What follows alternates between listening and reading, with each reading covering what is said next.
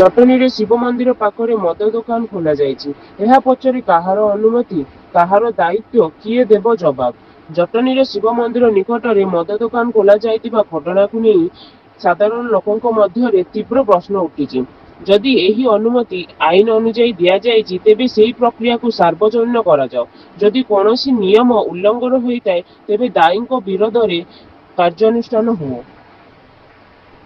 ଜନସାଧାରଣ ପଚାରୁଛନ୍ତି, ଜିଲ୍ଲାପାଳଙ୍କ କାର୍ଯ୍ୟାଳୟ ଅନୁମତି ଦେବା ପୂର୍ବରୁ ସମ୍ପୂର୍ଣ୍ଣ ଯାଞ୍ଚ କରିଥିଲେ କି? ମନ୍ଦିର ନିକଟରେ ମଦ ଦୋକାନ ଖୋଲିବା ସମ୍ବନ୍ଧୀୟ ନିୟମ ଓ ସ୍ଥାନୀୟ ପରିସ୍ଥିତିକୁ ବିଚାର କରାଯାଇଥିଲା କି? ପୌରପାଳିକା ପକ୍ଷରୁ ଏନ୍ଓସି କେଉଁ ଆଧାରରେ ଦିଆଗଲା? ଟ୍ରେଡ୍ ଲାଇସେନ୍ସ ପ୍ରଦାନ ପୂର୍ବରୁ ସମସ୍ତଙ୍କ ଆଇନଗତ ସର୍ତ୍ତ ପାଳନ ହୋଇଥିଲା କି? ଏହି ସମସ୍ତ ଅନୁମତିର ଦଲିଲ ସାର୍ବଜନୀନ କରିବାକୁ ପ୍ରଶାସନ ପ୍ରସ୍ତୁତ କି? ଅବକାରୀ ବିଭାଗ ମଧ୍ୟ ସ୍ପଷ୍ଟ କରିବାକୁ ଉଚିତ ଯେ କେଉଁ ଆଧାରରେ ଲାଇସେନ୍ସ ପ୍ରଦାନ କରାଗଲା। ସମସ୍ତ ଆଇନଗତ ମାନଦଣ୍ଡ ପାଳନ ହୋଇଥିଲା କି? ଏହି ପ୍ରସଙ୍ଗରେ ସ୍ଥାନୀୟ ବିଧାୟକଙ୍କ ନିରବତାକୁ ନେଇ ମଧ୍ୟ ଲୋକମାନେ ମଧ୍ୟ ପ୍ରଶ୍ନରେ ଉଠୁଛନ୍ତି।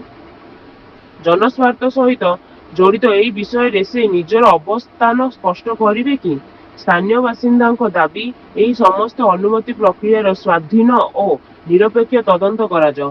ଯଦି କୌଣସି ଅନିୟମିତତା କିମ୍ବା ଆଇନ ଉଲ୍ଲଂଘନ ପ୍ରମାଣିତ ହୁଏ, ତେବେ ସମ୍ପୃକ୍ତ ବ୍ୟକ୍ତିଙ୍କ ବିରୋଧରେ ଆଇନ ଅନୁଯାୟୀ କାର୍ଯ୍ୟାନୁଷ୍ଠାନ ହେଉ। ଆମେ ଏହି ମାମଲାରେ ଜିଲ୍ଲା ପ୍ରଶାସନ, ପୌରପାଳିକା, ଅବକାରୀ ବିଭାଗ ଏବଂ ସ୍ଥାନୀୟ ବିଧାୟକଙ୍କ ପ୍ରତିକ୍ରିୟାକୁ ଅପେକ୍ଷା କରିଛୁ। ସେମାନଙ୍କ ମତ ମିଳିଲେ ତାହାକୁ ମଧ୍ୟ ସମାନ ଗୁରୁତ୍ୱର ସହ ପ୍ରକାଶ କରାଯିବ।